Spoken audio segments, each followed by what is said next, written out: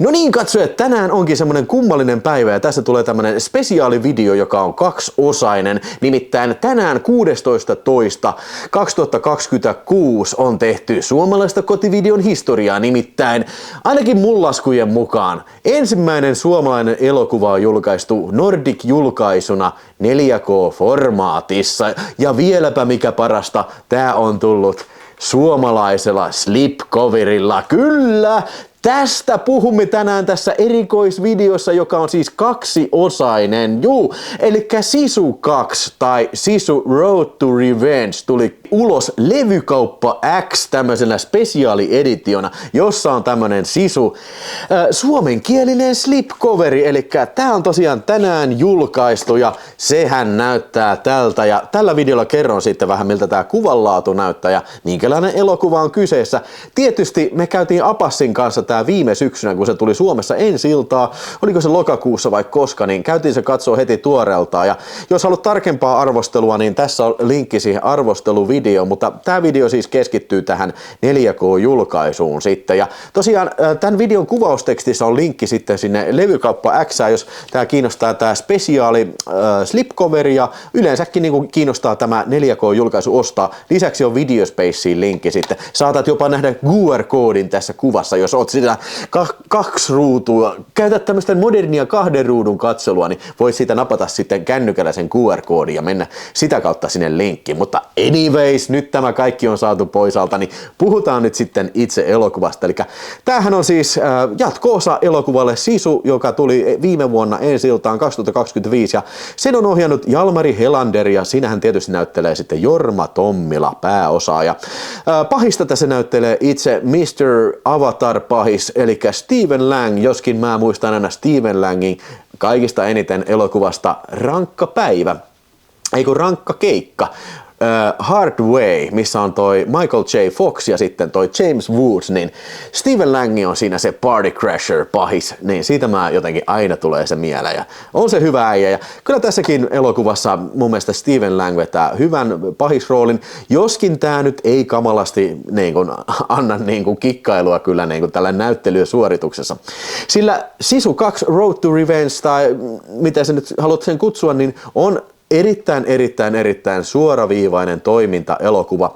Siinä tämä Jorma Tommilan esittämä Aatami, joka on suomalainen sotaveteraani sitten, ja hän tappoi edellisessä osassa sitten ainakin 100 000 natsia sitten Lapissa, mutta tässä osassa hän menee takaisin sitten sodan jälkeen sitten Neuvostoliittoon vuosi jotain 45-46, ja sieltä sitten haluaa mennä niin kuin hakemaan tämän vanhan kotitupansa sitten paloissa niin kuin kotio. Ja näin se tapahtuu, että se purkaa sen kotimajan tai kotimökin sieltä sitten Karjalasta, pistää sen rekan tonne perävaunuun siinä ja lähtee sitten kohti rajaa. Samaan aikaan sitten tämä Stephen Lang esittämä, mikä sen äijän nimi olikaan siinä, se kyllä sanotaan Jugori, mikä saakeli se nyt oli, mutta kuitenkin se sotarikollinen on vankilassa sitten ja hänet sitten päästetään vankilasta vapaan ja pestataan sitten neuvostoarmeijan apunaan niin sitten saamaan tämä suomalainen Neuvostoliiton vihollinen kiinni sitten ennen kuin hän pääsee rajan yli. Sitten tässä seuraa sitten varsin tämmönen videopelimäinen sikermä erilaisia toimintakohtauksia, että meillä on ihan hyvä tämmönen Indiana Jones-tyylinen rekkatakaa-ajo, missä lähtee pää irti hienosti, yhdeltä äijältä verta lentää, kun äijät räjähtelee, kaahataan kovaa rekalla ja moottoripyörät heittää volttia ja kaikkea. Sen lisäksi sitä myös yritetään ampua lentokoneesta se rekkaa, kunnes sitten rekka putoaa veteen ja sieltä se rakentaa kätevästi lautan ja jostain sai panssarivaunu ja panssarivaunu heittää voltin siitä miinojen räjähdettyä rajan yli, mutta hän jää kiinni ja sitten seuraa tämmöinen huikean verinen loppuvälien selvittely siellä venäläisten junassa kohti Siperiaa sitten. Tässä on hyvin niin kuin pähkinänkuoressa tämä juoni. Elokuvahan on siis oikein hyvin tehty. Hyvin kuvattu, hienon näköistä kuvaa, hienosti näin kun valaistu ja väritetty elokuva kyllä. Tässä ei juuri kauheasti niin kuin replikointia kauheasti ole, ei kauheasti niin kuin syvällisiä viestejä alakulttuurille eikä mitään semmoista. Tämä ei yritä olla mitään taiteellista. Tämä on niin kuin selvää toimintamättöä. Heille, jotka tykkäävät sit niinku nimenomaan tämmöisestä John Wick-tyylisestä yhden tilanteen elokuvista, niin tämä on ihan omiaan sitten kyllä.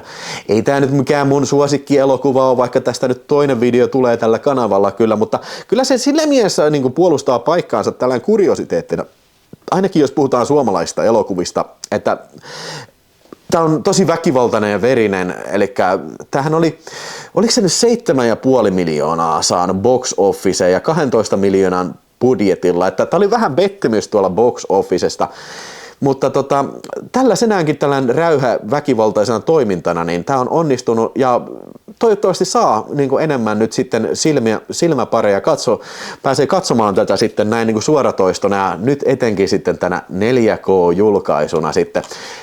Tämä on myös saatavilla DVDnä ja Blu-rayna samasta paikasta, mistä puhuin tuossa, ja muistakin merkittävistä suomalaisista myymälöistä sitten kyllä. Mutta nyt sitten tähän itse julkaisuun, ja nyt puhutaan tästä slipcoverista. Tämä on hienoa, tällainen niin kuin keräilijän mieltä lämmittää, kun on tehty niin kuin slipcover. Mä en tiedä, koska viimeksi on tehty suomalainen slipcover mihinkään julkaisuun, mutta tässä se nyt on tää X, levykauppa X, ja tämän hinta oli 31,99 €.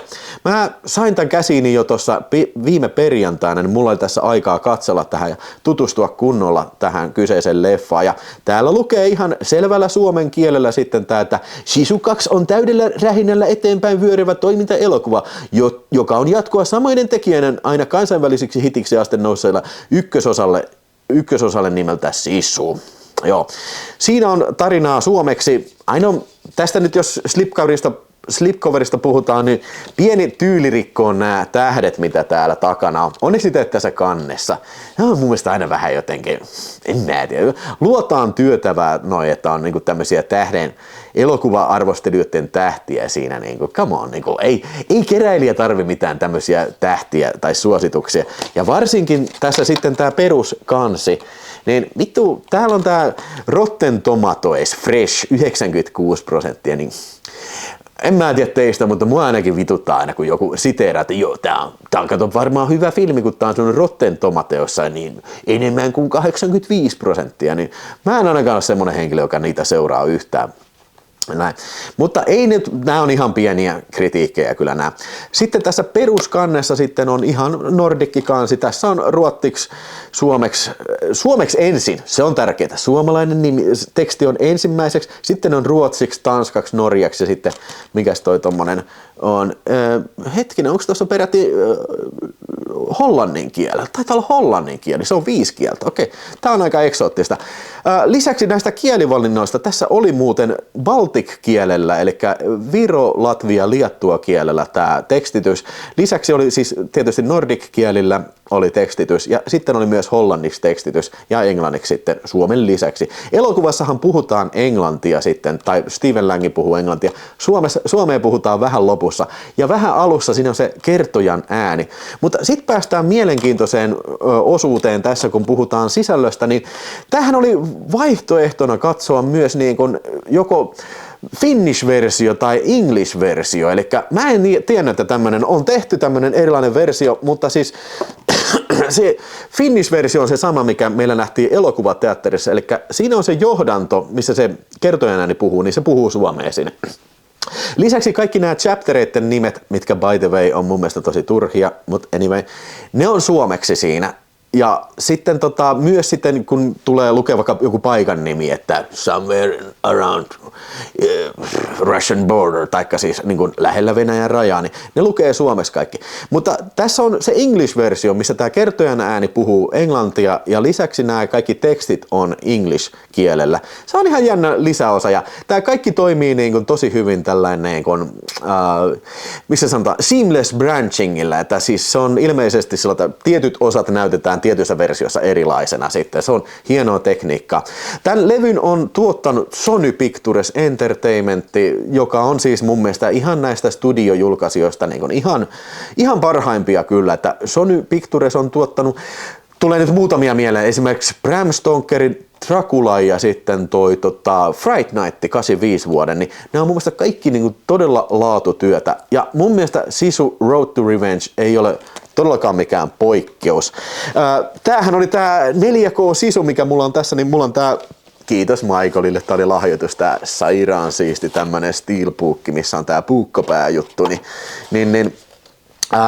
tää oli Lionsgatein, ja tätähän ei julkaistu Suomessa 4K:na, mikä on mun mielestä sääli, että Levykauppa X voisi ottaa siitä kopin ja pistää tämän 4K. Joo, mä en tiedä, se on Lionsgate, se on huomattavasti varmaan hankalampi sitten Suomeen tuoda, mutta okei, mä en tiedä sen enempää näistä lisenssoinnista ja näistä, mutta kunhan sano. Mutta palataan tähän Sonyyn, niin siis tässä on Dolby Vision HDR lisäys sekä Dolby Atmos ääni, lisäksi DTS ääni, eli teknisesti ihan top notch. Mun oli tosi vaikea löytää mitään tietoa siitä, miten tämä on alun perin kuvattu, mutta mä oletan, että tämä on kuitenkin 2025 vuoden elokuva, että tämä on ihan natiivisti 4K:na kuvattu. Ja tämä kuvanlaatu on kyllä just sen näköistä niin kuin digikuvaa, siis sanan parhaasta merkityksessä, että tämä on kuvattu diginä 4K:na ja siis se on sellaisena niin kuin ihan optimaalista siirtää se 4K Ultra HD:lle ja siihen lisätä ne Dolby Visionit. Eli siis kuvanlaadussa ei todellakaan ole mitään valittamista. Todella terävää, hyvännäköistä, värikästä kuvaa ja mustat, tummat kohtaukset näyttää juuri seltä, mitä pitää. Tosi tämmöiset inky blacks ja sitten kaikki veriseltä. Veri ja visva niin kuin oikein mukavasti tulee sieltä. Parhaalla mahdollisella tavalla oikeuksiinsa kyllä, että teknisesti tässä mulla ei ole mitään valittamista. Lisäksi tässä oli pari ekstraakin myös. Tässä on semmonen kuin Upping the Ant, 3 minuuttia jotain. Siinä oli sellainen muutama haastattelu Jorma Tommilalta ja Jalmari Helanderilta ja sitten Steven Langilta. Siis tämmöistä selvästi vähän tämmöiseen puffikäyttöön tarkoitettua matskua, että ei nyt mikään kauhean in-depth making of. Jos vertaa vaikka tähän Sisu 4K, niin tässä oli mun mielestä paljon pidempi se dokumentti. Mä en muista kuinka pitkä se oli, mutta tässä lukee making of Sisu, mutta tää ei ole mitään, siis se on selvästi niin kuin sanottu niin kuin sellainen niin kuin ihan vaan puffi toi, että ei sitä nyt niin kauheasti saa mitään irti. Lisäksi tässä oli deleted scene, eli poistettu kohtaus ja tarkemmin sanottuna niin kuin vaihtoehtoinen loppu ja no sanotaan nyt näin, että se loppu, mitä elokuvassa on paljon parempi kyllä. Että musta tuntuu, että se on vähän jotenkin keskeneräinenkin. Se vähän niin kuin yrittää kopioida tätä paljon parempaa loppua, mitä kakkosessa on, niin tämä Sisu 1 loppu. Niin se loppu yrittää vähän kopioida sitä, mutta en mä tiedä. Musta tuntuu, että se ei ole varmaan edes kauheasti niin kuin viimeistelty se loppu, mikä tässä on. Mutta on se ihan kiva kuriositeetti kyllä nähdä tämä toisenlainen loppukin kyllä, joo. Mutta vielä itse tästä elokuvasta, niin nyt katsoin se uudestaan ja kyllä mä sanon, että mä ehkä tykkäsin vähän enemmän tästä nyt, kun mä katsoin se uudestaan, kun tiesin vähän mitä odottaa. Mua edelleen ne samat kritiikit, mitä silloin kun viimeksi katsottiin, niin on edelleen voimassa. Eli mun mielestä vähän liian tämmönen sarjakuvamainen ja vähän liian niin kun, tiedätkö, keljukojoottimainen, että tietyt ylilyönnit olisi ehkä voinut jättää pois.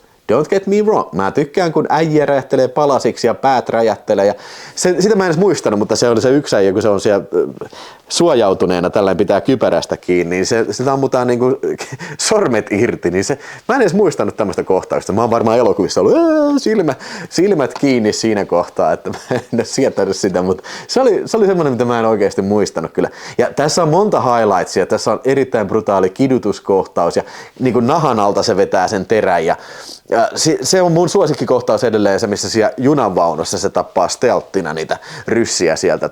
Niin kyllä se todistaa, että yksi suomalainen vastaa ainakin 1000 ryssää kyllä, varsinkin tässä elokuvassa tämä Aatami kyllä joo. Joo, mutta niin, vähän ja se tankkikohtaus, kun se miinat räjäyttää siinä tarkoituksella sen tankin perässä, niin, ja se tankki hyppää sitä rajan yli vetää voltin, niin miksi se vaan kaahaa siitä läpi? Siis se olisi varmaan niin kuin päässyt ihan hyvin turvaan. Ei siellä ollut kuin joku 5 äijää ampumassa konekiväärillä, niin se olisi varmaan ihan hyvin voinut kaahata siitä läpi ja olla niin kuin turvallisesti Suomessa, mutta koska tähän haluttiin niin kuin sitten junassa oleva taistelu, niin se ei tehnyt näin kyllä. Hyvä, oikein viihdyttävä elokuva. Ei tää niinku siitä muuttunut miksikään, että niinku, minä olen toiminnan ja varsinkin raaan toiminnan ja verisen toiminnan ystävä, niin kyllä tää oli vielä toisellakin kertaa niinku oikein viihdyttävä. Mä annan tälle siltikin, en mä 4 tähteä anna, että kyllä mä annan 3,5 tähteä, mutta sanotaan, että vahvat 3,5 tähteä elokuvalle. Ja sitten tälle itse niinku ihan 4K toteutukselle sitten niin annan kyllä niin kuin ihan suvereenit 4 tähteä. Vähän ehkä enemmän olisi voinut ekstroihin vielä panostaa ja no ei oikeastaan muuta sanottavaa tullut. Mutta tää vielä on ekstra suola sitten tää hieno tää suomenkielinen slipcoveri. Ja mä toivon tosiaan, että tää on uusi trendi sitten sinne levykauppa X:lle, tai kuka näitä nyt sitten jatkossa tekeekin, mutta tää alkaa just kutitteleen tämmöstä keräilijän, keräilijä herkkupistettä, että saa tämmösiä spesiaaleja sitten, että nämä on joskus tulevaisuudessa sitten varmaan ehkäpä semmosia keräilyharvinaisuutta, että nyt tässä päästään just tämmöiselle vähän niinku tämmöiselle butiikkilafka meiningille, että niinku tehdään tämmöisiä keräilijäeditioita. Ja siis se vielä jos se levykauppa tai joku muu kuuntelee, joka näitä tekee, niin tää on hyvä, että tää hinta ei ole niinku mikään niinku, suolana, että mun mielestä tää on ihan normaali 4K-hinta nykyään, 3199. Onko tämä nyt vähän noussut hinnat? 2999 taitaa olla aikaisempi hinta, mutta me eletään nyt tämmöistä niin kuin inflaation aikaa, niin kai se on hyväksyttävä, että kaikki kallistuu, mutta ei nyt vielä puhuta mistään sikahinnasta, että kyllä ton ihan mielellään kyllä maksaa tämän hinnan ja varsinkin kun on sitten tämmönen 4K-jööti sitten on hyllyssä, joka on tämmönen ja tää sopii sitten amerikkalaisen sisun kaveriksi kyllä enemmän kuin veitsi päähän paremmin tuonne hyllyyn sitten koristamaan. Nyt kerro sinä, oletko sinä hommat Sisu 2 vai etkö aio missään nimessä hommata vai aiotko hommata? Pistä sen kommenttia. Ja tässä nyt sitten kun sanotaan, että tämä on tuplajakso, mä halusin tehdä tämän tämmöisen, tää on vähän niin kuin juhlapäivä, kun tulee ensimmäinen suomalainen 4K Suomi-julkaisu ja sitten tulee myös suomenkielinen slipari, niin tää oli oma videonsa. Mutta huomenna tulee lisävideossa, unboxataan vähän VHS ja mä näytän pari hyvää muuta Blu-rayta, mitä samana päivänä sitten viime perjantaina hankin, joten tilaa kanava ja pistä kommentti, jos semmoista tuli mieleen jotain kysyttävää ja näin ja paina tykkää. Kiitos, että katsoit ja palataan taas asioihin tässä. Moro!